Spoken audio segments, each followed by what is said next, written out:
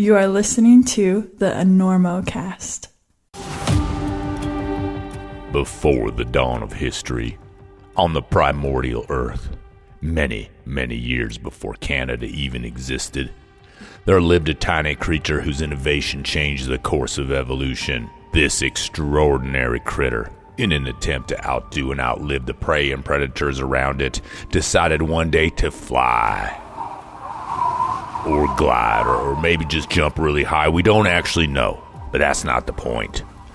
The point is that the little Archaeopteryx reached for the heavens and became a legend. What this little rebel could not have known is that its strange, brittle skeleton would be discovered hundreds of millions of years later and inspire the folks at Arc'teryx Equipment to help our own earthbound corporeal forms reach for the sky.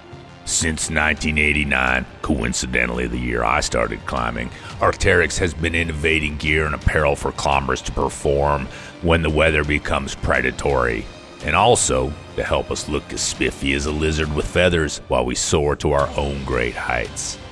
And now, Arc'teryx has joined the Enormocast to continue the tradition of telling stories of the best and brightest in climbing, as well as the misfits, dirtbags, and fringe dwellers. So, dear listener, raise your glass to that brave little lizard bird thingy that dared to fly, maybe, and let's toast Arc'teryx for helping us achieve our own skyward dreams. Arc'teryx is now a proud sponsor of the Enormocast. We gotta get Listen, where are you playing in town? You playing here? We're doing the Enormo Dome, whatever it is. It's terrific. Oh, It's yeah, big big house. We place sold that it out. side of town. That's a Very big nice. place. You sold it out. 20,000 seats. We really should. Look, you better get up there before you panic. Those pens are loose. You're very good. I have really enjoyed climbing with you. We'll make it. I don't think so. But we shall continue with style.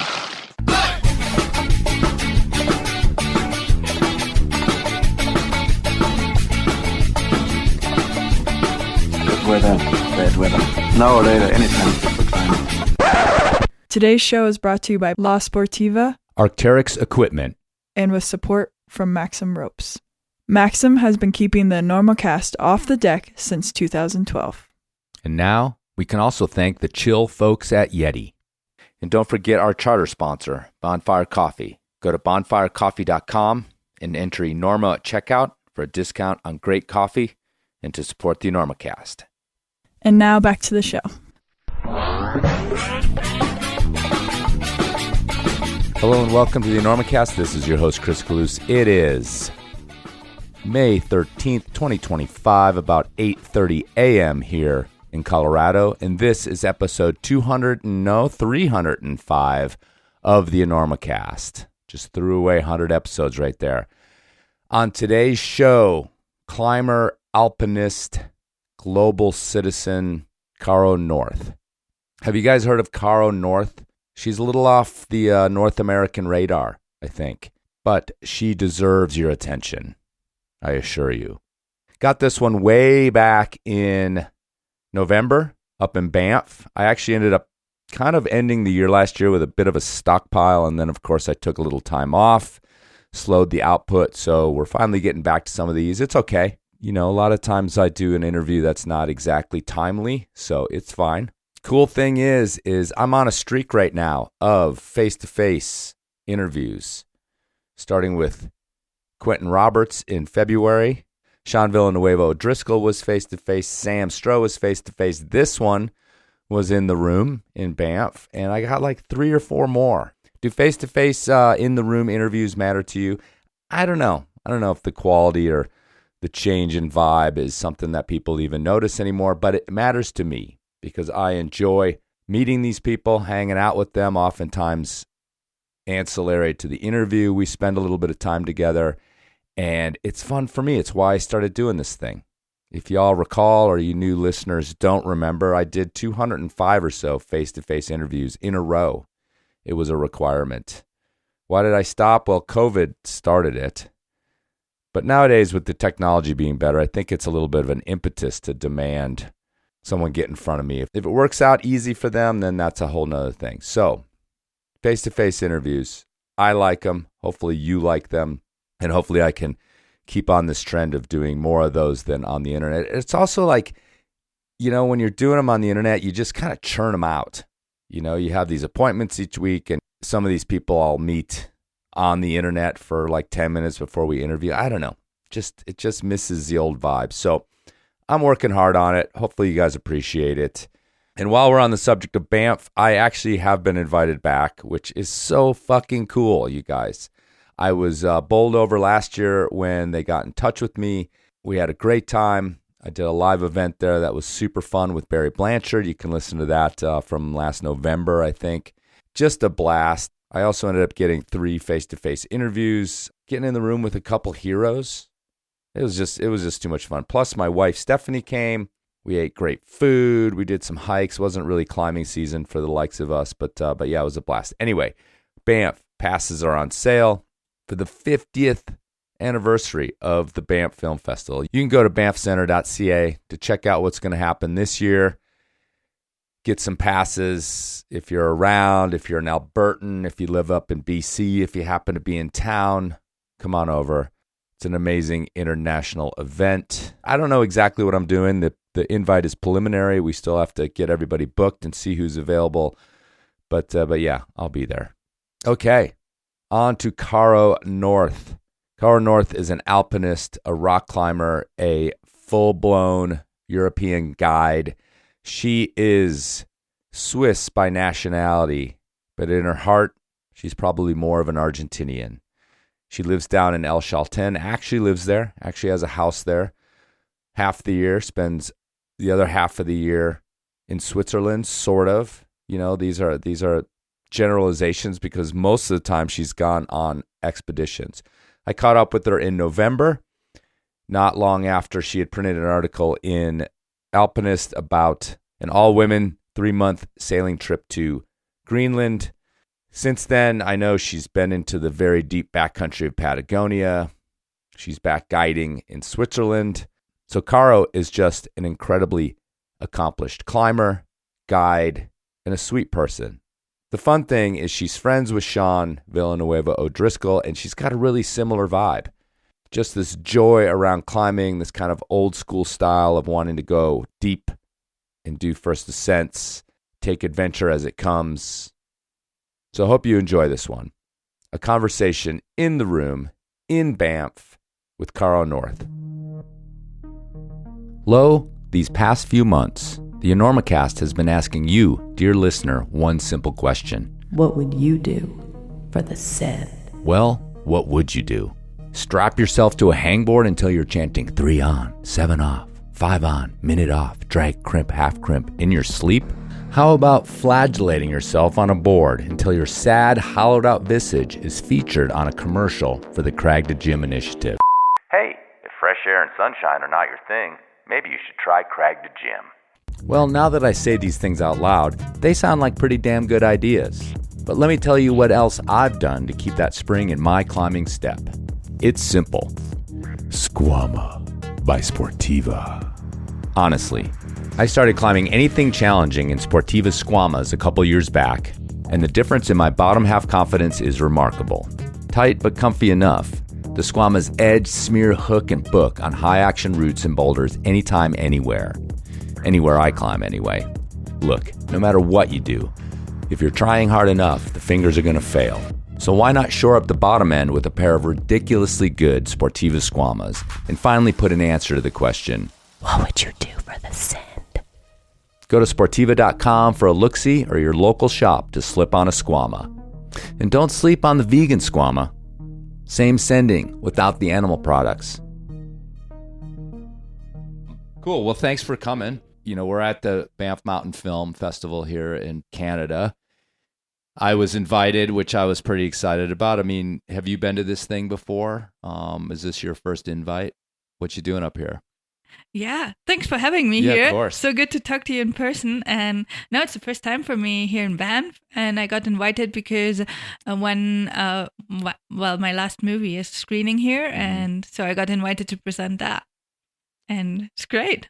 Yeah, what do you think of the terrain that you can see and all this stuff that's around here? It's pretty pretty incredible. It's crazy, like so many mountains around here, like so beautiful, big mountains, and it definitely makes me want to come back, like for ice climbing or doing stuff in the mountains. You know, not being an ice climber, I actually started climbing up in this area like 20 some years ago for rock climbing, and it's equally as awesome. But of course, the seasons are shorter and things like that. But it's a pretty awesome place to rock climb.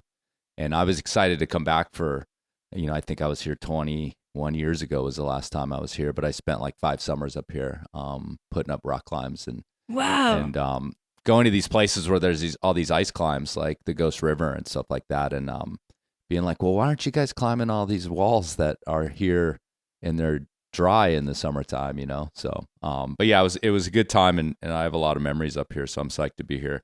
But we're not here to talk about me. And yeah, I've been pursuing you a little bit, and you're just like super hard to nail down. I mean, your life is just this incredible climbing odyssey right now. Tell me just a little bit about, I mean, even just like your last 6 months.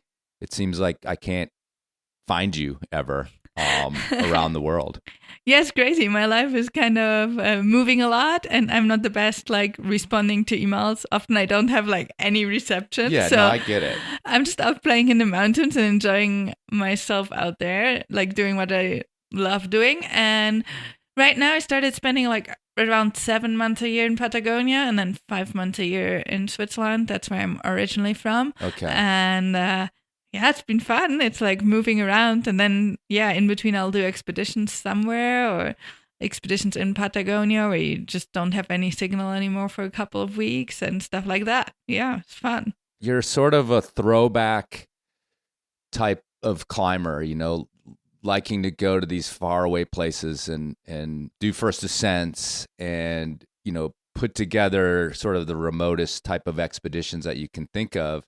And yet you as a professional climber, you have to be a modern person as well and understand that staying in touch and occasionally dropping media is an important part of your job. So does it feel natural to you I mean, you're not, I don't know how old you are. I didn't look that up, but you're a relatively young person. So maybe it feels totally natural to you to be able to do both things.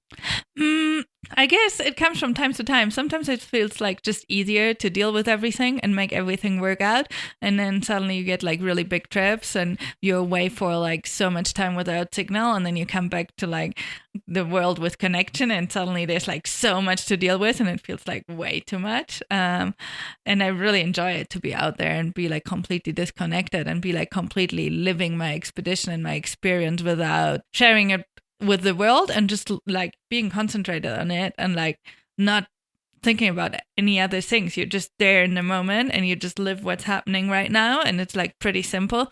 So that's what I really enjoy. But I agree, like, I mean, I live in a world where I have to like also be connected and organize stuff, and sometimes it's not easy. Sometimes I struggle to do this stuff. Sometimes I'm like, I just want to be in the mountains. But I'm also a mountain guide and I guide quite a bit. So I also have to like organize my guiding trips and everything. Right. So yeah. Yeah, you can't make a living as a guide being unavailable and uncontactable. Exactly. Right. So I mean, you're in El Chaltén 7 months. You have a house there or something like that. Yeah, I got really lucky. I bought a house in El Chaltén like 3 years ago. Okay. And it's really hard to buy something there because Chaltén can't grow because of the geography. Right. It's like limited by the national park, the river, and the mountains. So impossible to grow. But there's like more and more people coming like for working and also tourists. So it's really hard to buy something. You mainly have to be like the first one to know that something is going to get sold. Mm-hmm. And I was just super lucky that friends of mine told me that this lot was going to get sold and the house was going to get sold. And I was like the first one on it. And then I managed to buy it because for me, it really feels home there. So I've been dreaming about this for a long time. I thought it maybe would never be possible, but finally somehow it worked out. The other thing you opened with talking about being from Switzerland. And it was funny because when I was reading lots of things like I couldn't actually pin down where you were sort of originally from because I thought it was Switzerland, and then I read some line, and they must have just gotten this wrong, and it was like they said your adopted home of Switzerland, and I was like, well, that doesn't make sense. So then, where is she from? But it also speaks to like this sort of global kind of vibe that you have, multiple languages, you have all this experience in Switzerland, you have experience in India, you have, tons of experience in South America. The fact that I couldn't figure out sort of where you were born kind of speaks to that. So talk a little bit about that. I mean, it seems to be part of your vibe. Yeah, it's definitely part of me, and I don't feel like just being from one country. And I think this is also why there's like all kind of different narratives often. But I was born in Switzerland, okay, but I have German parents. So I grew up in Switzerland and also partly in Germany. So kind of both a little bit. And then when I was like 15, 16 years old, I moved to Argentina for a students exchange. So like already as a young kid, I moved there and lived in an Argentinian family, went to high school, and that's why I learned like Spanish. And this is kind of where my connection to Argentina came from, because I just went to school there and lived there for a year. And this is where kind of it all started, going forth and back to Argentina. What year was that? This was in 2007. Okay. 2008, yeah. Right. And I mentioned when we were sitting down that like it seems as though the first bookend of sort of a notable climb was in 2008 of climbing Aconcagua. How did you arrive in Argentina as this high school kid? Like, had you already been a climber at that point? So if you're born in Switzerland, you get into the mountains like directly. And my parents, they put me on skis as soon as I could walk. So I mainly just started skiing when I was like 2 or 3 years old. And then we would do these like hikes from hut to hut in the Swiss Alps. And my parents just realized, oh, she really likes like the technical scramble bit. So they put me like in a youth group from the Alpine Club. And that's where I started like climbing with other kids when I was like 10 or 11 years old. And then we moved back to Germany, and I kind of started to climb also competitions when I was around, I guess 13, 14, something like this. And then just at that time, I was going to go to Argentina, and I was like so much into climbing. On one hand, like competitions, but on the other hand, like lots of trad climbing, because where I lived in Germany at this time, it's like sandstone, and you only get bowls where you cannot put gear. So we had to learn to put gear. So really at a really young age, I was just getting into trad climbing as a natural thing. And then I came to Argentina, and I was like so psyched on climbing, and I ended up in Rosario, which is like a city 400 kilometers west of Buenos Aires, but it's flat, like there's a river. So I ended up rowing a lot, but there's like no climbing. But I was just telling all the people that I met, I love climbing, do you don't know any climbers? And after 10 days I knew the climbers of the town, and they had this like tiny little bouldering wall in like a gym, but like really precarious. And I would like just boulder all the time with them, and then like go on the weekends if they would go to like Cordoba for like rock climbing. And I was like so much into it. And I was also really into like mountaineering already. So I had climbed the 4,000 meter peaks in Switzerland. So I was like, I want to go to Aconcagua. And my parents were like, okay, well, sure. But they had to like sign so many papers so that I could go, because I was like not an adult yet. I was like only 15, 16 years old. But when they came to visit me, they signed all these like official papers that they were okay that I was going. And they just sent me off to Aconcagua when I was like 16 years old. Mm-hmm. And I'm like so happy they did. Like for me, they opened me the doors to like the world I'm living in now. And I think other parents wouldn't have done it. And like later on, when I talked to friends, they're like, no, my parents would never have let me go with 16 years to and try Aconcagua. But it was such a cool experience. And it was my first expedition. And did you go with like a guided group? What was the situation for a 16-year-old to, get on a bus and head down there? So actually, as I had lived in Argentina, I had met like many people of like kind of the climbing and alpine world in Argentina. And I had met guides who were organizing these trips. So like, okay, you should just join one of our trips. So I joined one of their trips, and it was a mountain guide from Mendoza. And then I can't even remember how many other people there were on this trip, but pretty fast I realized that with my 16 years I had like more experience than all the other clients. I had like more, I was like fitter and everything, so it was pretty funny. And it was crazy. And this is also when I started like for the first time dreaming of becoming a mountain guide, because I was like, wow, this is so cool, one day I want to be a guide too. Then you left Argentina, went back home, finished high school or whatever, university. I don't know if that was in line with all that stuff too. But, all of a sudden it was like, you started doing I think that thing where at least there's one big thing a year, and then, then more than one big thing a year. I think you're in that mode now. But the thing that kept coming up in, when I'd read about these trips or these expeditions, whether it was on your blog or elsewhere, is like first all women team, like popped into a lot of things, or, girls team, like, or first, woman to do this or whatever. Like that seems like it became really important to you right away. Or was that just like the trend and the vibe of where and the people you were climbing with and things like that? Can you talk about that? Or maybe I'm reading into it and it wasn't that prominent in your climbing career. No, definitely. I think like all my big expeditions, I've been doing them with other women. And I think at the beginning, I was especially climbing with my girlfriends because I didn't want anyone to say like, oh, but for sure, like the hard pitches were led by the guy. And I was like, no, I don't want this commentary. I'll just like climb my North Faces and all the big stuff. I'll just climb it with my girlfriends because then no one can say anything. And then later on, it just became like supernatural because I had like so many strong girlfriends to just go on an expedition with them. So it became like supernatural, and I feel like really, nice energy with these other women. So it just, kept on going like this. And for me now, it's kind of important to go on expeditions with my friends. It doesn't matter if they're like female or male or whatever. Like, it just have to be my friends. I just happen to like have really a lot of strong girlfriend climbers. So it's still like the same kind of that I go a lot on expeditions with them. Right. So in other words, it was a little bit of a statement, but it also felt natural just to climb with your friends who happened to be women at the time.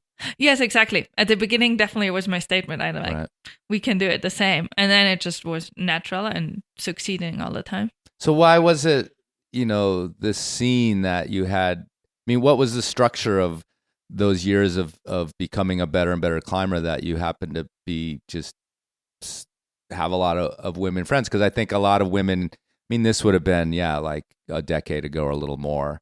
Or even now, a lot of women are, they find themselves in these situations where they don't necessarily have a ton of equally competent women friends or women friends who are interested in, the same goals and things like that. How was it that you did? Yeah, it's funny. I never had the problem, and I hear it a lot, but I think what helped me a lot is that I speak so many languages, and so I can connect with women from everywhere. And I've been on expeditions with like really international people. And I think so, like, I was connecting to like French speaking people, Americans, like Spanish, Argentinian, and then like the pool gets so much bigger. And I was also part like of one of the like young alpinist women teams, and I think this also helped because with these women I definitely did a couple of expeditions afterwards. Right, yeah, I read about that. So that was kind of an organized thing, and you were in Germany at that time. Yeah, exactly. I was in Germany. Like an organized German team for young female alpinists. Yeah, exactly. Okay, cool. Well, it was kind of the really beginning. So we were like the first female team. Before it had always been a mixed team, but there had only been one woman in the mixed team. So then at one point they're like, okay, we do a female team. And I think in Europe, nearly every country has this now, like these like programs for like young alpinists to like improve and go on their first expedition. Yeah, it's interesting because it's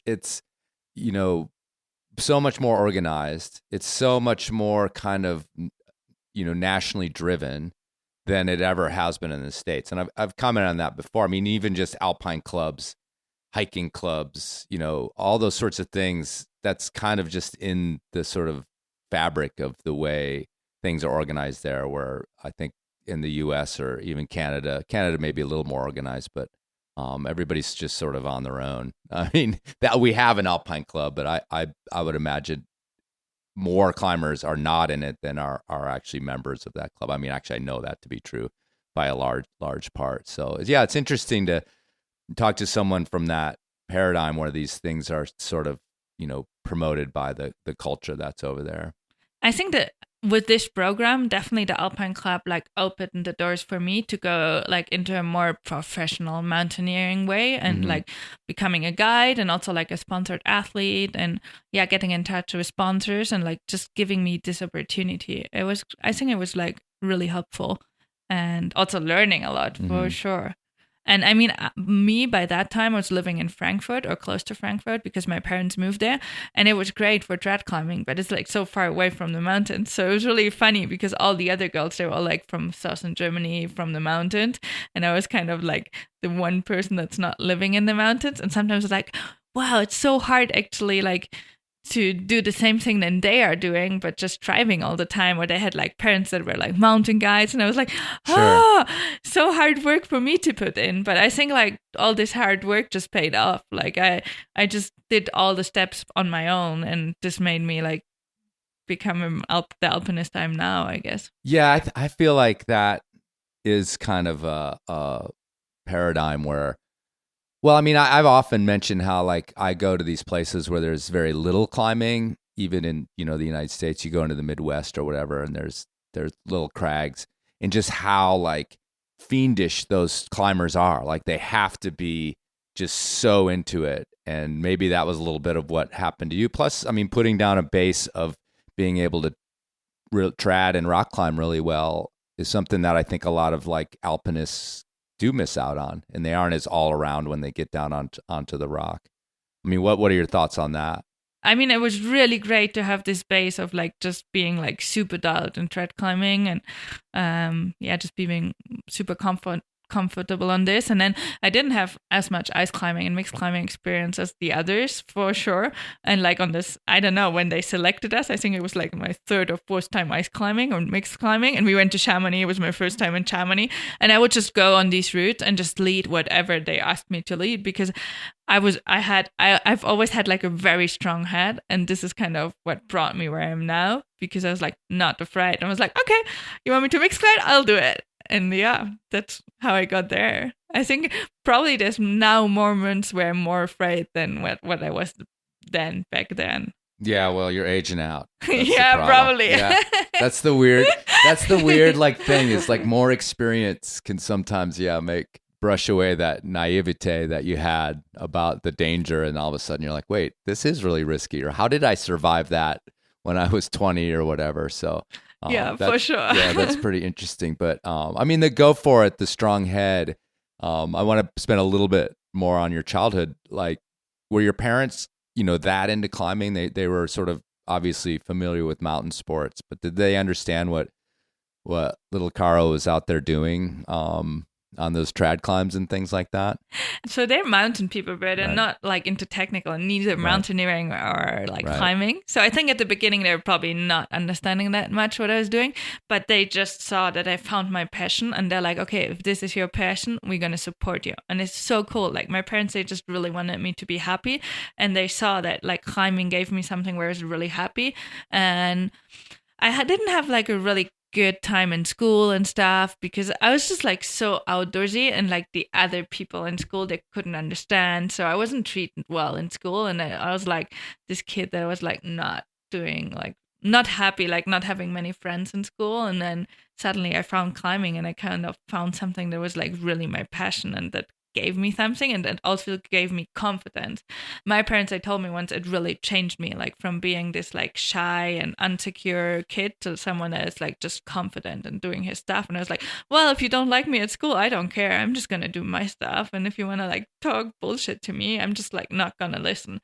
And it was really nice. And I think this is why they like supported me and gave me all these opportunities. And then at the beginning, I think they didn't like understand everything, and then they just grow with it, because I was just like explaining them all the terms and what it means that when I send a route, when I onsite a route. I think at the beginning, I mean, they're like just not even like the language was like so strange. Yes, honey, that sounds great that you flashed that one.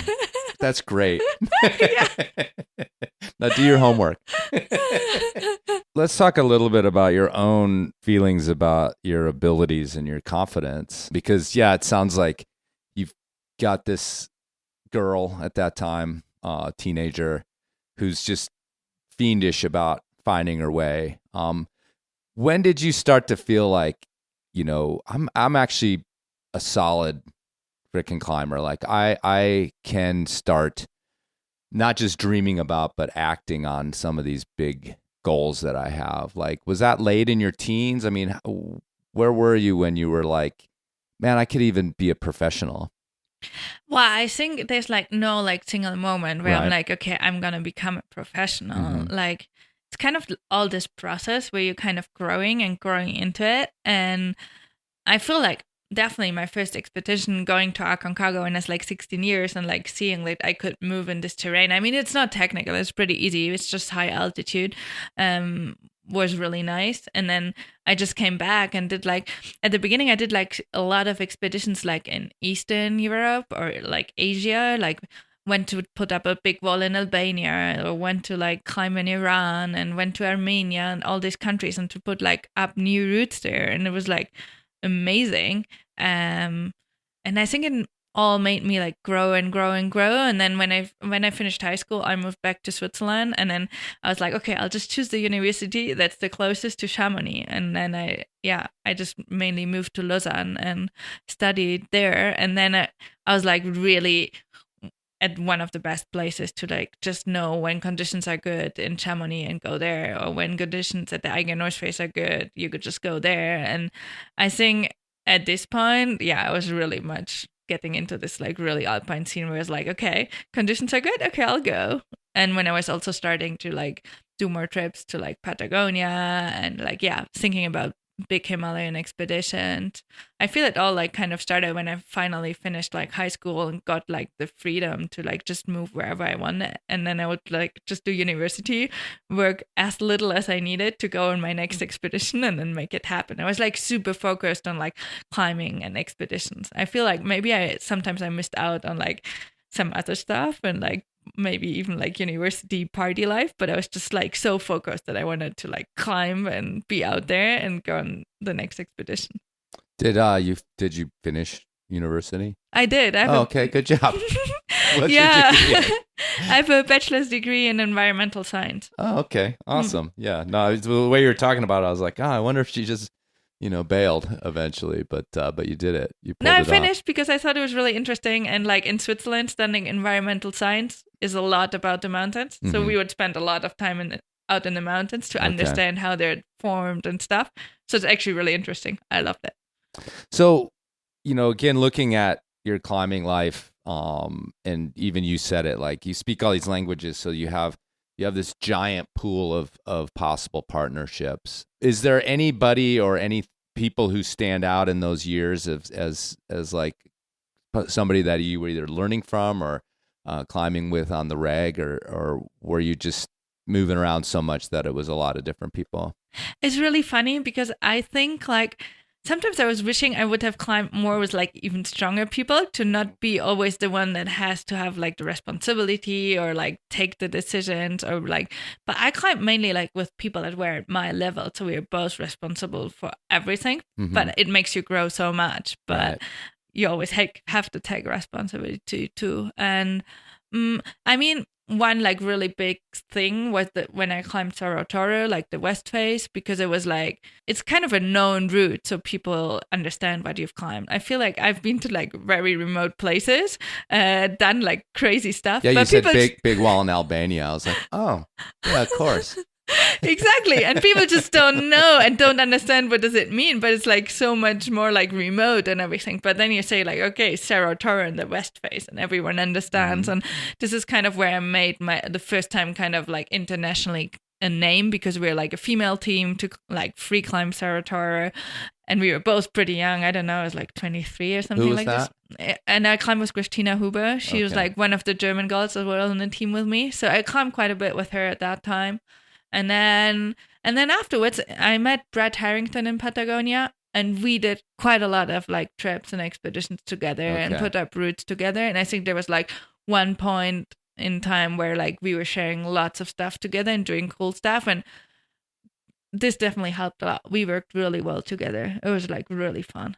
Yeah. It seems like that you guys would be a good pair to be climbing together. And you continue to. I mean, you were in Sardinia together this year, if I recall. But yeah, so, I mean, it's just like, I don't know, you look at your kind of media and stuff, and it's just, I keep like on this like kind of whirlwind and it just kept getting bigger and sort of faster, including like ski expeditions. I mean, you're a total hot shot on the skis as well. Also, of course, since you're from Europe, fly, throw a parachute up above your head occasionally and zip off into the wind, which is like, I don't know, it just seems like that's what you have to do. Yeah, so I mean, it was like just this kind of like freight train of just doing all this amazing stuff and trying to combine it. And then you throw guiding into that. And so you then also took your guide exams, right?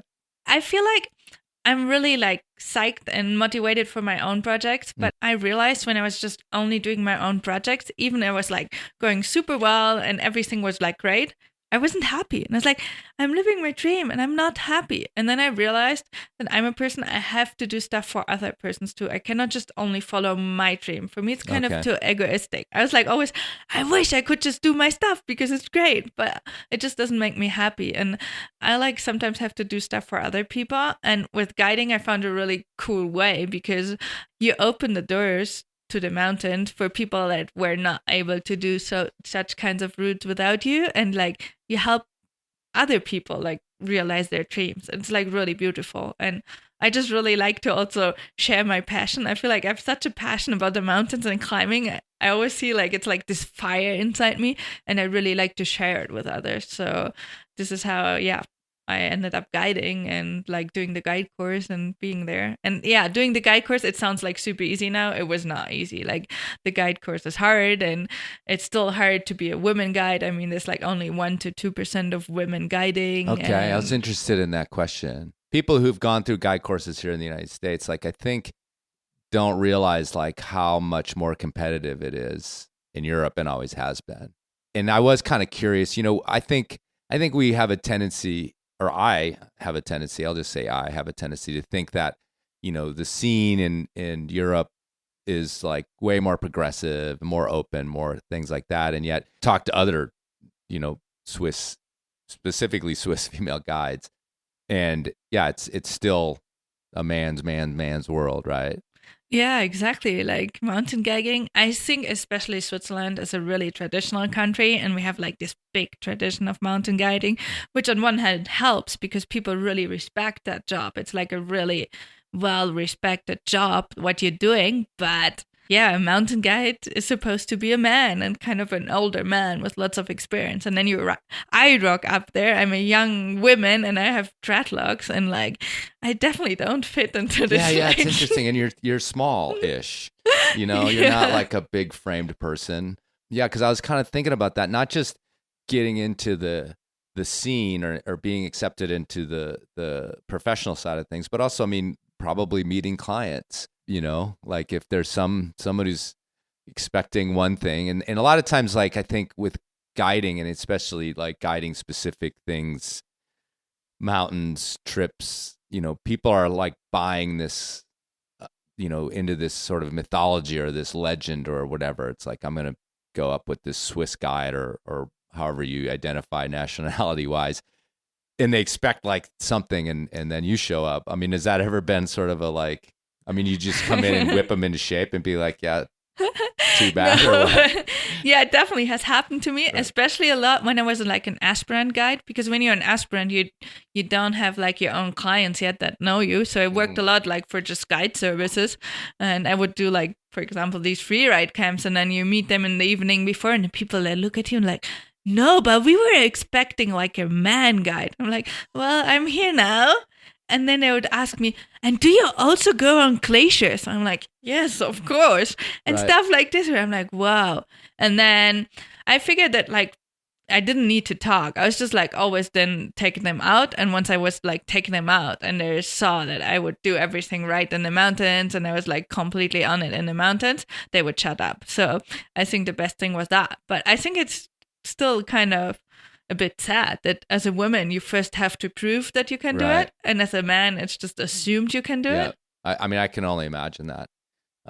Again, I mean, we just had this like mixer last night in this museum that had these old, you know, these displays of the old guiding culture here, which I don't know if you noticed that. And, you know, it was like originally Swiss guides here in the Rockies that of all things, the frickin' railroad like brought over to promote tourism. I think, I don't know how the railroad all fits into it, but yeah. And it's just like, yeah, these dudes, right? Just like Yeah, lined exactly. up for miles, and beards and pipes and manliness. And I think, like I said, a lot of times when people probably go into the Swiss Alps from a city, they're like buying this mythology, like I said, as well.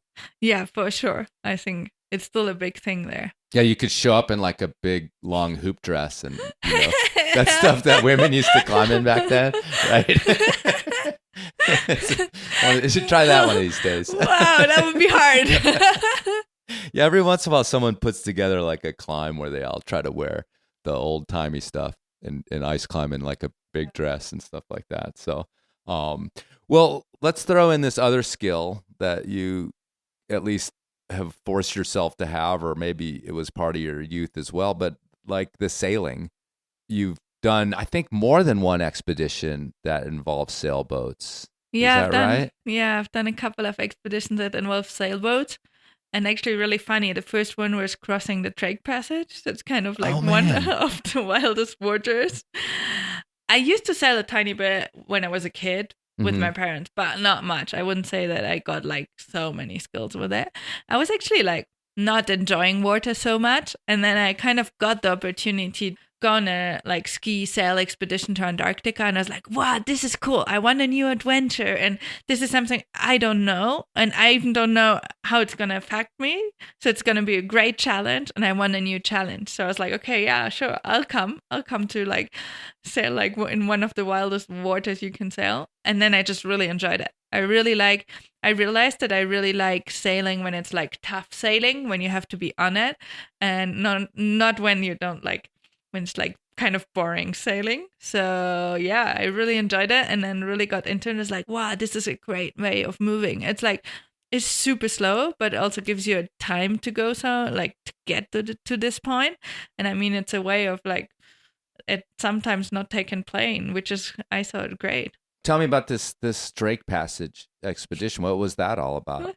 So the Drake Passage expedition was kind of like, where were you going? We were going like to the Antarctic Peninsula. Right. So we're like leaving Ushuaia in Tierra del Fuego, like the southernmost part of Argentina, to go over there for skiing. And we like mainly just wanted to like sail through and scout places to ski. And the Drake Passage, you're like 7 days out from Ushuaia, and it's like 4 days to crossing, more or less, and you don't see any land, and you have this like massive waves. It's like really crazy because the swell gets so big, like you have these like valleys of waves, and then like it goes up and it's like bigger than the mast. It's crazy. It's like super scary in a way, but I was like, okay, I'll just have to trust that the boat can't flip, because we sailed in like a 15-meter like sailboat. It's like you feel so small, but it's amazing. It's like, wow, I really loved it. God damn, like that sounds so terrifying. Yeah. Like, and then not like, I mean, how do you sort of, I guess it just becomes this sort of simmering fear after a couple days of like, well, we've survived this long, but how do you just keep that up for that many days? Yeah, it's a good question, but I don't know. For me, at the beginning, I was really scared that the sailboat can flip over, because I have this memory when I was like a kid. We were on a sailing course with my sister in Bretagne in France, and then suddenly the wind and the storm came in, and like our sailboat just flipped around. But it were these like tiny sailboats when you learn sailing. But so for me, in my head, like sailboats, they can flip around, and I was like so scared. And then at one point, I was like, okay, I'll just have to trust that it's not gonna flip around. If not, I'm gonna be scared for the rest of the trip.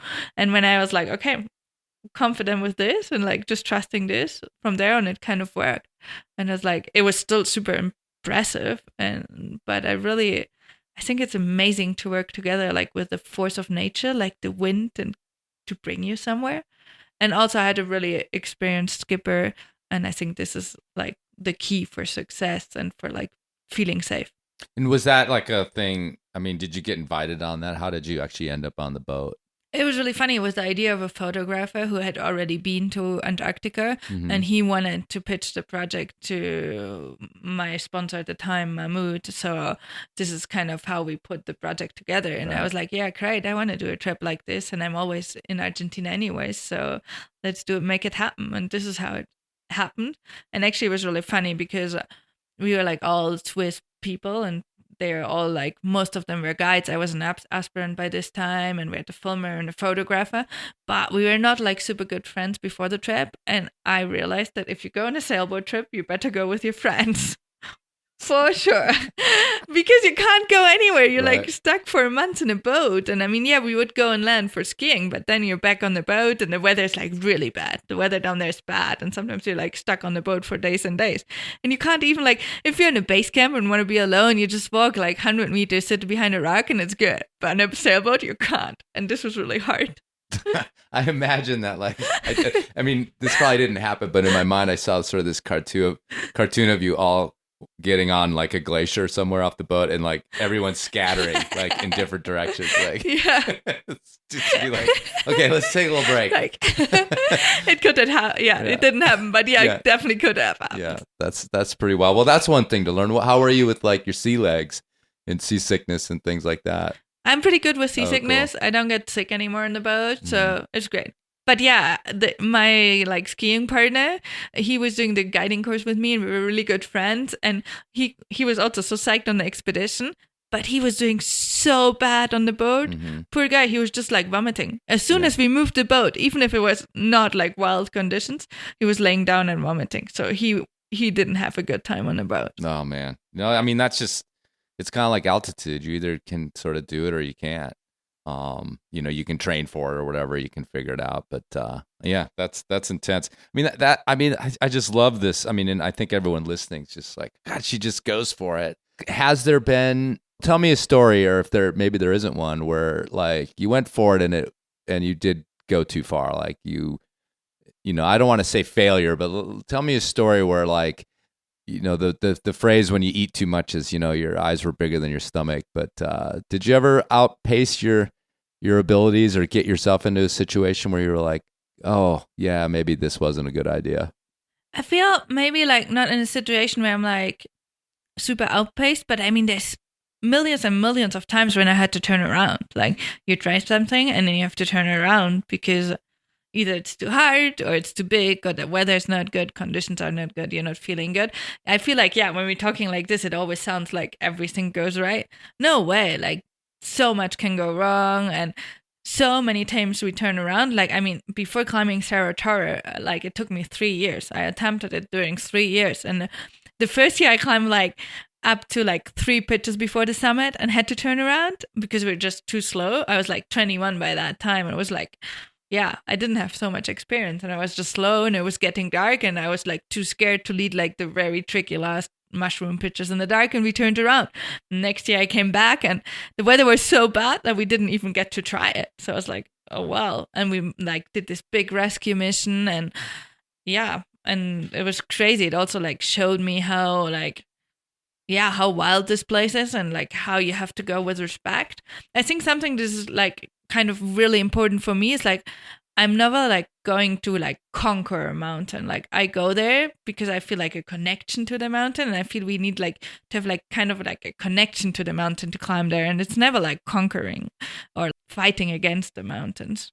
And then yeah, Caro North, I had to come back a third year to finally have the chance to climb it. And I mean, other people have to come back even more to climb it. How do you process those disappointments or anything like that? I mean, are you pretty good at turning the page and moving on, or are you know, do you scream obscenities at the wind? But like, yeah, what do you like when the chips are down and it is a disappointment or things are hard?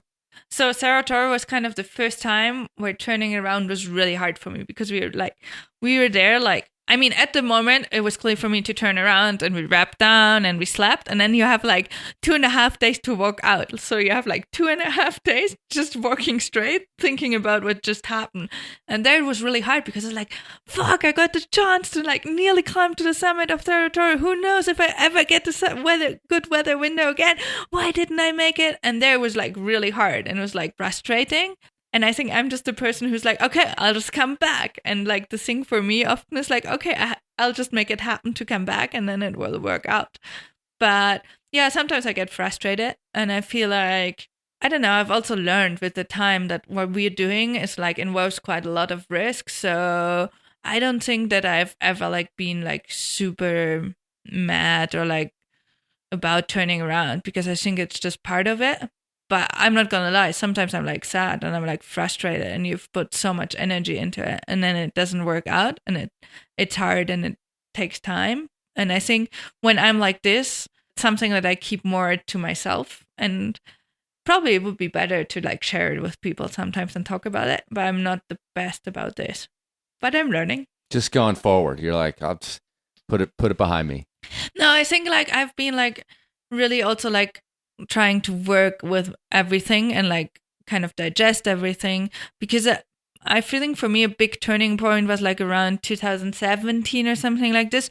I had done like so many expeditions and I was like quite tired, and then I had many friends around me dying, and there was a point where I was like, I don't know if I can continue with this. I don't know if I can still do guiding. I don't know if I can still go into the mountains. It was like everything was too much. I was like scared every time I got into the mountains. And it was just too hard to process like all these like traumatic things happening. And then I was like, I started working with professionals. Like I started working with like sports psychologists and everything. And it helped me to come back and to realize, well, this is what I love and this is my passion. I'm still keep going it. But I think I learned two things. And one is like, not to be shy to talk about these feelings and not to be shy to work with professionals. I think this is something which in kind of alpinism, where like alpinists should be heroes, has been a taboo for very long, and not many people do it. But like, I mean, we have like friends dying from time to time, and I feel like you need help. Like you have to talk to professionals. And I also learned that sometimes I need time to rest, because when I was younger, I was just going for it. And now I realized like not only my body, but also my head needs rest, because all the stuff when you're like doing first ascents, big climbs, it's like really like committing. So your head gets tired and you have to give your head time to rest. So I'm definitely not like I was like, I don't know, 5, 6, 7 years ago, where it's like from one trip into the other. Now I'm like, okay, I'll do one big expedition a year, maybe 2, but in between I need like off time, or where I like go sport climbing or something like that. Like relax climbing, you know, where you don't have to like use your head so much. Well, that's really interesting to me, and I'm glad we kind of got here, because honestly, like my initial questioning about like this freight train, this like going forward full throttle, which, because I've like looked at your resume, as it were, or your trip reports, and I'm like, well, this one happened, then this one happened, then this one happened, then this one happened. I'm like, where is time for anything else? And I think, yeah, maybe you realized that as well, like that there hadn't been time for anything else. And yeah, like, definitely. And any time for reflection either. You just mentioned a rescue kind of situation that you were involved in, and that would have been like what, like 2014, because you did Saratoria in 2015. So yeah, exactly. I mean, how serious was that? I mean, I came there and it was pretty serious, because 2 other women, they had fallen down like Super Canaleta, which is like a big climb on Fitzroy, like for 300 meters. And we just came there later and they're like injured, and like, wow, it was crazy because you're so far out. And we just started like pulling them out for like the first bit. Until then, like people from the CACs, which is like the Comisión de Auxilio, so the people that do like the voluntary rescue in Chaltén, met us, and then we all together carried them out. And yeah, it was a big thing, and it was definitely my first rescue I got in touch with in El Chaltén. And now I'm just like big part of the rescue system there, and it's still like all voluntary. So like people from the village, they'll leave their work and hike into the mountains to rescue you. And I think it's like amazing, impressive. But yeah, it's also good to have this in mind. Like there's no helicopter rescue, there's like no professional rescue. It's just like the people from the village and like helping you. I don't know if you even know the name Mark Twight in the world anymore. Like young alpinists know who Mark was as a climber, is as a person. You know, his time in Chamonix, at least the way he told it, was very punctuated by the same thing about like friends, just people in the mountains dying, kind of like clockwork, right?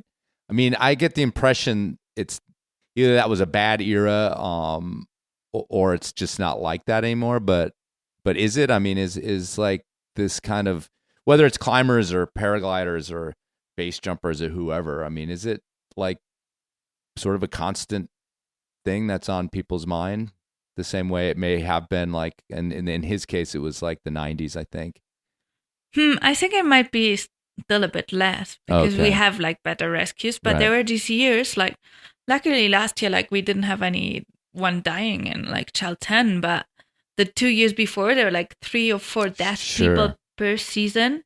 And this was like scary. This was like horrible. And then you're like, then it's like all the time on your mind, because I mean, I've been like on all these rescues, and we have also like recovered bodies, and it's really hard. And then you're like, I don't know if I should go into the mountain or if it's just too risky. And I think it's important to reflect and to think about it, and to try also to learn out of others' faults. But sometimes it's not fault. Sometimes it's just like, stones falling or whatever. And you, but yeah. For me, there's definitely times where I'm like, okay, I don't feel it right now. Even so, if everybody else is going to go, I'm just not going to go. But I just don't feel it, and I don't want to be exposed to risk. And like 2 years ago, when so many people died, and I had just come back from my really big Greenland expedition, I was like so tired in my mind. I didn't want to like take risks. So I was like, okay, even if there's a weather window, I'll just climb something small. Or then I just headed out of Chalten and went on another sailing trip where I was just sailing a boat around the coast of Argentina, because I was like, I don't feel like taking that risk right now. Yeah, I've talked to so many climbers, right, at this point, and I find these kind of relative comparisons between people, but not just with climbing, but it's kind of life. And there's an arc of that's, I mean, it's archetypal, it's mythological, this arc from kind of innocence to experience.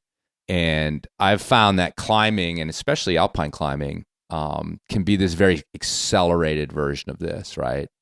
Where a lot of times many people in their normal lives don't encounter like death close to them, till quite a bit later in life. There's accidents that happen with cars and things like that, but like, your family members just grow older and then you start to deal with it. But it's very accelerated, and it sounds like it was very accelerated for you to be this like go-getter, kid, like literally, just one amazing, what I always say on the podcast, my line is the best day ever, right? Or another best day ever, which I got from Indian Creek. Every day down there, it's like people come back to the fire and it's like another best day ever. But yeah, you had some of that. And then like there was these things that started to kind of maybe poke holes in this image. And it sounds like in 2017, that was kind of like, there'd been enough holes poked that you were like, okay, wait a second. And but you were like, I mean, how old were you in 2017? About? 25, 26. Yeah. So here you are, an old 26, and in a sense, because that's what ages us, this realization about the world. Yeah. So I don't know if there's anything left to say about that period that you didn't already say earlier. But where did you kind of come out on the other side? Like, what changed about the way you were piling these expeditions on, or accepting invitations, or pushing towards your own goals? Yeah, I think it just made me more mature, and it made me realize that I definitely don't want to like die. Like, I'm not going into the mountains to die. I'll not like, for me, it's like not, the summit is not above everything. And I don't want to like have my parents, my family, my partner, my friends have to go to this like really sad and hard moments. So this is something where it's like, okay, there's something very much way more important than climbing, which are like my friends and like spending time with them. And then I realized, okay, I know that it's not zero risk, and I know it's my passion that keeps me like alive, but like keeps me kind of like fire to my life and like kind of a purpose to my life. But I think I just realized that there's also times where I'm like not gonna take risk. And yeah, I definitely slowed down like on the rhythm of my expeditions. On one hand, for not taking risk all the time, then to be able to rest, to be able to spend time with my friends. And yeah, I think it's really good. And also like to have time to reflect on what I've just done. I feel like before it was like kind of consuming, like one trip after the other. And you even don't have time to like reflect on it and like kind of live all what you've experienced. And I think it's really cool to like after a trip have the time and come down. I really know that after a trip, often I'm like nearly like, I don't know, depressed or something like this, because you come back so tired and you have just lived like such a like strong experience, and suddenly you come back and you're like, and now? And it's like this big kind of void. I've noticed too is there's like spending time with friends, but there's quality time. And that's like a cliche word, but you know, if there's like a few weeks, days, whatever after a trip, and then you switch to planning for the next trip, you suddenly are, as a friend or a family member or a partner, you know, romantic partner, whatever it happens to be, you're remote for those weeks when you got back because half your head's still on the expedition, thinking about the disappointment or whatever happened. And then all of a sudden your head is in, how are we going to get this next one going? There's like no middle period if there's not enough time between these trips. I mean, does that make sense to you? Yeah, definitely. It makes sense. And for a long time, like I wasn't able to like give me that time, because I think I have like really high expectations with myself, and I sometimes put pressure on myself too. And the process of learning and accepting, there's also time in between where you have to like calm down and like rest and start training again. Yeah, it's a process, but you definitely need it. I need it at least. Right. So this expedition that it was you did an article in Alpinist was kind of piqued my interest, and you have this film. We should get to that because I mean, it's a pinnacle in the sense that it was sort of in some ways the latest greatest thing. Although by now you've probably done a whole bunch of other rad shit that afterwards. But anyway, this is a big deal, and it also seemed to combine a lot of all these years of you becoming this experienced expedition. I don't know if you were the leader, but like, you know, someone who's in the mix, planning, conceiving the idea. You know, you went sailing, you went rock climbing, you had to cross the glaciers. Like it kind of feels like it was a culmination of so many things. So tell us about that expedition here, you know, as succinctly as you'd like to. Yeah, I mean, you're definitely right. It's definitely like the biggest expedition I've ever done. Even so, I've been to other places, but it's just like, it's a 3-month expedition, and we planned for this expedition for 2 years. So it was like a big thing. So our plan was to like starting in France and sail from France to Greenland, open a big boat route there, and sail back. Yeah. Seems reasonable. Like, yeah, right? I mean, when you say it like that, yeah, we sailed there, we climbed a big wall, we sailed back.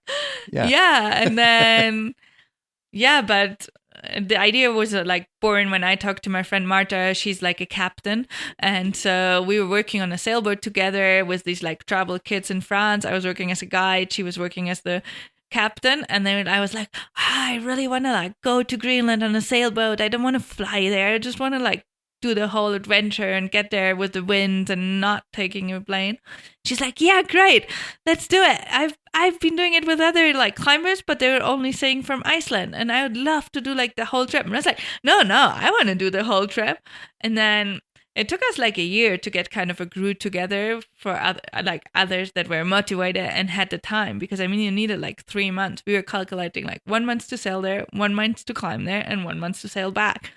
And I had like 2 girlfriends that got super psyched, like climbers, to come with me pretty fast. And then Marta found some sailors, and at the beginning she's like, I'm sure we're not gonna be able to like find an all-women team, because expedition sailing is super male dominant, and like expeditions and climbing a bit too.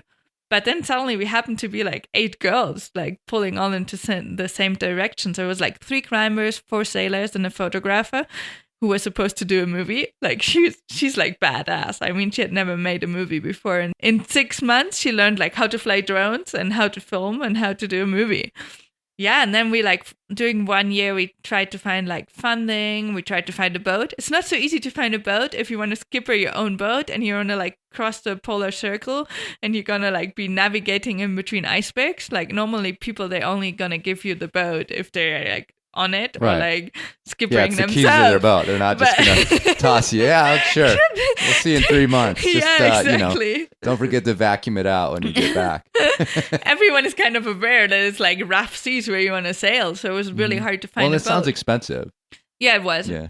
It's definitely expensive, not as expensive because we found like a guy that was really like supporting our project, cool. and I thought it was a great idea. And also we did lots of work on the boat. So actually we paid him rent to like get his boat, but we also like made everything like worked so much on the boat to like get it in shape for such a kind of expedition. So yeah, on one hand we had to prepare like the whole boat thing, on the other hand we had to prepare the climbing. So we trained quite a bit, like in France, like big wall climbing, how would you do it with all the logistics, what we're gonna take. And then on the other side we like learned shooting because like you have these polar bears, you have to carry guns, so like it was like really big, like preparations in so many different like areas, and I'd never done something like this big before where you were like preparing so many different things. Yeah, because normally a lot of times you'd have an outfitter that took care of that kind of stuff and had the experience with the polar bears, maybe even local outfitters, and again, guys generally. I would imagine that's almost 100% if you land on Greenland and use a local outfitter. So now you're making up for that with your own. You probably have to learn about the nature of a polar bear and why and where it would be and where it would come. And yeah, that sounds. I mean, did anyone have experience with that stuff, with Arctic like polar bear kind of? And other whatever other things that you run into up there? No, I think none of us had like any experience with like polar bears or stuff. But yeah, we all prepared for it, and it was good because we saw them. Yeah. So, all right, let's do the getting there. Like, how did it go? You pile onto the boat. Fuck, it was so hard. You're all like just, beach balls and bikinis, I'm sure, right? It was so hard. Somehow we had the summer, it was like really, really bad weather where like there was like one low pressure system after the other, like rolling in. And we knew like the year before, like Nico and Sean, like the Belgians, they had sailed there in 13 days from France. And we like, in 3 weeks, you can normally get from like France to Greenland pretty easily. So we calculated 4 weeks to be like, to have enough time. Sure. And then we just like got stuck in so many places because like there were like so strong winds that we couldn't get into sea. So we had to wait in harbors. So the first time was already in Dublin. The second time was on the Faroe Islands. Then the third time was on Iceland. So we were like losing so much time. And we, on the Faroes, honestly, no one of us knew if we would be able to like get to Greenland or not. And what's that place like? There's nothing. It's just raining all the time. It's green. There's nothing to climb. There's like some sheep. I mean, it was really nice to see on like the first and second day and to discover. And then you're like, I wish I was in a place where at least I could climb a bit or something. Is there any booze? Is there what? Was there any booze? Yeah. You're like, we're out of wine already. Yeah. I mean, I think the big thing on our boat was like probably cheese and chocolate. Oh, we were right. definitely a French boat. Like we carried so much cheese and chocolate. Yeah, some French wine too. Cool, but you made it. Yeah, it took us 6 weeks. Okay. It was crazy. But so this meant that we only had like 10 days in Greenland because we had to go back for like, we had to leave mid-August to be back. You had to return the boat. To return the boat, and also like this big storms forming like Sure. in September. So you want to be back before the storms. So we couldn't like extend it. So we had only 10 days on land and it rained for like 2 or 3 days straight. Like we had really bad weather. And then we had this like 3.5 days weather window and we wanted to like open a big wall on a wall that had never been climbed before. And we're like, okay, we'll just try it. Honestly, we were all like, nobody saw that we like ever climbed this wall. I mean, it was so hard to get there, and then only bad weather when we were there, and we're like, okay, we'll just try to get as high as we can. And then like we climbed for 2 days, and then on the third day we knew that bad weather, like a storm was coming in, so we're like, okay, at midday we have to turn around. It doesn't matter if we're at the summit or no. And then we topped out of the wall at noon, like midday. So it was magic. We couldn't believe it. Like we really couldn't believe it that we had made it up there. And it was super beautiful. Like climbing such a wall after like all the hassles that we had before, because we had like lots of stuff breaking on the boat too, and like Sure. Sailing is I've been chatting a lot with my friend Mark Sinat, who's on a long, and he's just like, Jesus, you have no idea. Like, I'm always laying on my back in like seawater, exactly, like, messing with and oil and diesel fuel and like whatever else. So yeah, that's but it's like wild that you guys went on this 3-month expedition for 2.5 days of rock climbing. Yeah, it's pretty crazy, right? Love it. Imagine like how much patience do you need? Like, I really trained my patience on this trip, and I think it only worked out because we were such a great team. We're like so good friends, and we're like all pulling into the same direction. We're just like a dream team. I think if not, we would have abandoned already on the Faroe Islands. No. Because like, we were just like trying to have fun, and if one person wasn't good, the others were pulling into the direction. They'd been like, let's go. Caro's on land. Let's get out of here. She's driving us fucking crazy. You come down and you're just like, the boat's like a little speck on the horizon. You're like, oh. So you get back in the boat, okay, rushing from the summit, high fives. Back. And like, I'm sure you're like going back to the boat, like, oh my God, we were getting back on the fucking boat already. Like, yeah. So on one hand, we were happy to see our sailor friends again because they had stayed on the boat. And on the other hand, I was like, how can it be possible? I like came here by sailboat and I only got like 8 days in this valley, which is like so beautiful, so much granite. I wish I could just stay and climb. Right. And then we went back onto the boat, and actually like the trip back was still like really hard, and it took us again like 4 weeks to get back. So, all right, wait, did you tell me the polar bear part? Oh yeah, so the polar bear just, wow. It was pretty crazy. We were like carrying the gun all the time with us. We didn't see any polar bear. And then suddenly we were like having our breakfast on the beach. And suddenly I was like facing my friend, and her eyes get really big. And I was like, oh no, I know something is happening. And then I turn around and like, I don't know, just 50 meters behind me, there's this like polar bear like coming out of the water onto the beach. And then it was like in a movie, you know, like you look at the bear looks at you, and you're both like, so surprised and scared. And I don't know like how much time happened, like the bear looking at us, we looking at the bear. Like the bear was 50 meters away, the gun was in the tent like 100 or 200 meters away. So we're like, fuck, what are we gonna do? So we like trying to like walk backwards to like make bigger distance. And then my friend, she just started screaming, the bear, the bear, the bear, so that the two others would realize too. And the bear got scared and ran away. So we were super lucky. But wow, it's so scary. It's so scary to see like an animal that could kill you. I mean, we're not used to that. Yeah, they're super dangerous. Wow, and so close. And I mean, we had trained for it, and we were carrying the gun all the time. And then one time when it's in the tent, the animal is just closer to us than the gun. And I mean, we all didn't want to like kill the bear. Like I think none of us, we're entering in his space, so we don't want to. We're just like having it like for the very, very worst case. So yeah, it was a crazy experience. And we ended up the next night doing like shifts because we were scared that it was gonna come back. So we're like doing this like 2.5 hour shifts, each of us sitting there with the gun looking for the bear, and it was pouring rain. So like we were putting on our sailing clothes, sitting in the rain, waiting. The bear never came. It was really funny because Ramona, the photographer, she got quite scared because she had seen all these like movies of bears attacking like the filmer, the photographer, because it's always the one that's a bit apart from the group. And so we were like, okay, you should shoot so that you're like confident on your shooting. And we put like one of these like track and eat, like these like packages of the food. They're pretty small, like 40 meters away, and like, okay, you shoot. And she hit it. And from there on, she was like fine because she knows she could like shoot. And it was like really funny. She was definitely the best one shooting. She'd probably seen that Werner Herzog movie. Do you know the one about the Grizzly Man? Oh yeah, you ever seen that? Wow, yeah. So yeah, anyway, so now like bring us home.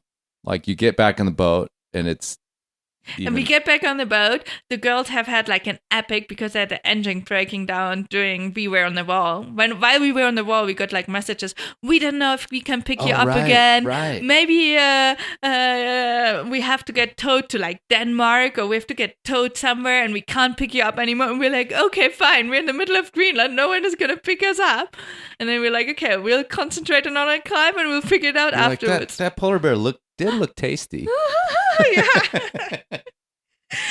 And then the girls, super strong, they like, with the help of other like sailboats coming by, they managed to like make the engine work again. But so now for turning on the engine, we always had to like jump 2 cables. So it was like crazy. And they're like, we have to leave the fjord as fast as possible because we in the fjord you can't not like sail with the sails off because there's not many winds, and as soon as we're out in the sea we don't need the engine, so like we have to go back as fast as possible. And we were like, fuck, we have to carry all our gear out, and like we need at least 2 days to carry our gear down because it's like so much. So they gave us 1 day more to be able to carry our gear down. And they're like, okay, let's go on the boat again. And then like for the first 10 hours, they're like, okay, you girls just sleep, we'll manage. And then you get back to your shifts. And then after like 8 hours, we had like the next storm coming in and the boat was like really hard to handle. And so we're like, okay, we're jumping back into it. And yeah, it started again. And it was like pretty good sailing till like Iceland, and then in Iceland there were like these really big storms, and so we were stuck another 10 days on Iceland, and we didn't know if we want to get home. Like at one point we were starting to look, maybe we can get home by train and bus and leave the boat here and come next year. And the fishermen, they're already telling us, girls, you have to start sailing because if not it's gonna like all the storms are gonna roll in. We're like, yeah, but we can't, it's like too stormy. And it was like the boat was kind of getting pushed off the the docks by the wind, and like we had to pull 3 of us on the lines to like be able to get on the dock. It was like crazy wind. And then luckily 10 days later we got a window to sail like all the way to France, and we made it to just like Bretagne, which was like 48 hours north of the harbor where we had to sail to, and we were stuck again for like 3 or 4 days, like just 48 hours north of where we had to go. And this was really hard. Like you're already in France, but you're still not at home, and you still have to wait. And it was like, wow. Yeah, it was like kind of a never-ending story of the trip, like the waiting, the patience, and like the bad weather. Crazy. What are you doing? Like, what's your waiting game? Are you reading books? You writing? You playing Uno? Like, what's your... I think I'm the person, like, I have to train, like, to, like, be calm. Like, I have to, like, take the energy out of me. Just running around in circles. Yeah, kind of. Climbing buildings. Yeah. We had, like... Doing pull-ups on logs. Exactly. Okay. Exactly. We got creative, and we had, like, stuff to train on board. And, like, as soon as we were, like, getting on land, I was just going on these big runs to, like, let all this energy go. Mm-hmm. But I think for me, it's really hard to be so patient and be on the boat. But yeah, it's part of it. Awesome. But obviously a trip of a lifetime. Oh, for sure. And when we all arrived in Greenland, we're like all, we don't want to like get on a sailboat again. Like, wow, we're so happy to be there. And like, yeah, you kind of forget, and then it just gets interesting again, and you rest. And yeah, I've been on other sailboat trips now. Yeah, I'll definitely do it again. And I'm sailing to Greenland next summer again. So okay, back to the same spot, a new spot. A new spot. Okay. And also this time we're sailing from Iceland, so it's going to be short. All right. You're like, well, we did that. Exactly. Let's do the other way. Well, I mean, God, even this podcast has felt like a whirlwind, right? Of trying to get it all in. How old are you now? I'm 33. Oh my God, you're so old. I mean, it's an interesting place to be, I think, 33. I mean, it's the Jesus year for one thing. You talked a little bit again about something that I hear a lot of people say is that like, well, you know, I slowed down and I try to like look at the risk differently and things like that. But sometimes I think, well, that's just a comfortable illusion, you know, because you still are going into this world on the regular that has a million objective dangers. So you can be the most experienced, make the best calls, you know, but there's no magic bullet to make sure 100% that you are going to, you know, happily pass away in your sleep at 80. So like, you know, when you said you had sort of a watershed in your like 25, 26, like where are you now with your life, with your pace, and with the other opportunities in your life for, again, relationships outside of climbing with family, friends, things like that? Yeah, I feel like, I mean, I've settled down way more, even so it still feels like I'm moving around a lot, but I mean, spending like 7 months in Patagonia, owning a house there, and then 5 months back in the Alps, feels already like way more settled down than what I was before. Like before, I was just living out of my van and going everywhere all the time. And it's not that much anymore the case. I'm also like in a stable relationship with my partner, and like for a very long time, I just didn't have like any relationship because I was like, I want to be free. I want to do everything. And it feels really good. And it's kind of like given another pace, I think, also to my life, and something really beautiful. This is also why I'm like climbing a lot in Patagonia now, and like I'm like super psyched about like all these different places of Patagonia where no one has been, because Chaltén has become like super known and many climbers coming there, and I'm like so into like discovering and exploring the places of Patagonia where not so many people go. And this has been like way more my interest right now than like going back to the Himalayas and stuff like this, where you always have to like travel far, take the plane. I was like, I feel like I'm like in so wild places where I can like still explore so much around me. So this has been like way more my focus right now. And also like doing this like sailing expeditions, the pace is just slower than if you like go somewhere. And I think this is like where it's kind of where I am at the moment, and it's like my pace is like so much slower than before. I feel, and I'm still like super psyched and like still have so many dreams, but I feel like I also choose more consciously, like, okay, now I'm going on this trip, I'm going to focus for it, I'm going to train for it, I'm going to do it, and I'm not that much anymore. Someone asked me, do you want to come? Okay, I'll just go. Right. Like I think more about it. I'm like, do I really want to go? Do I really want to go with this person? Because I feel like trips are only like super successful and if you go with friends, if you go with people that you get along with, because I'm like a super like social person and emotional, but I just need to be with my friends to like do crazy stuff. So yeah, trying to put all of this together. So I just mentioned passing away in your sleep at 80. Like, could you see yourself as an old woman in Patagonia? Like, do you think that's like the final home? Oh, for sure. Yeah. I don't know what's going to happen. Yeah. You never know. But I mean, I bought a house there and I definitely could see myself like when I'm older, just settling down there and like being part of the community there and like taking it like way slower. I mean, the pace there is definitely way slower than when I'm back home in Switzerland. So, well, you could become the old female version of Rolo. I mean, your name fits, Caro, right? Yeah. Or it's like, oh, we got to go talk to her though before we. She's been here forever. Yeah, maybe. Don't go up there without talking to her. I mean, well, right? That's big footsteps to step into. Yeah, you're on your way, don't you think? Maybe.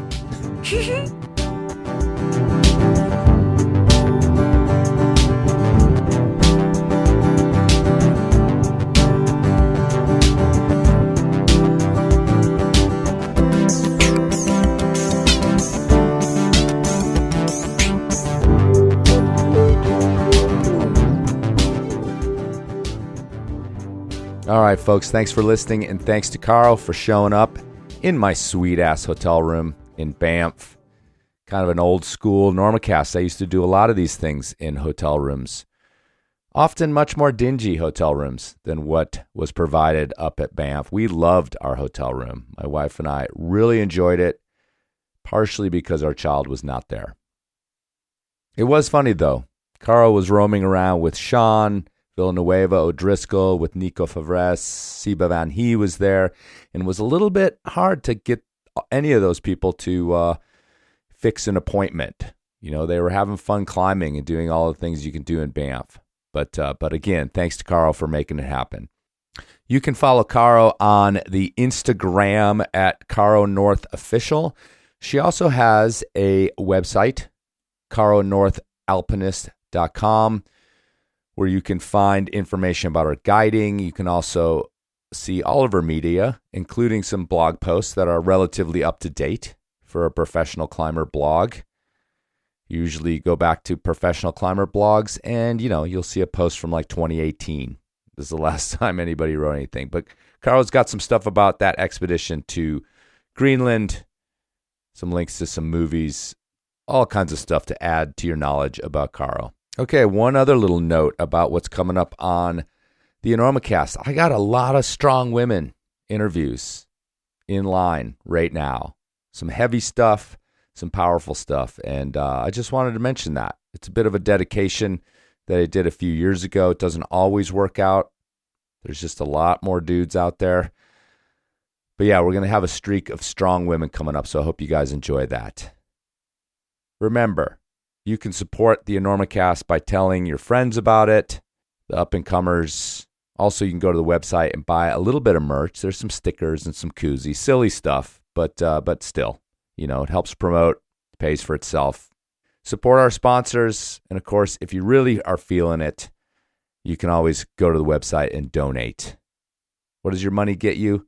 Just the satisfaction of supporting the podcast that you love. Okay, it's May. Why not go outside and go climbing? And of course, check your knots.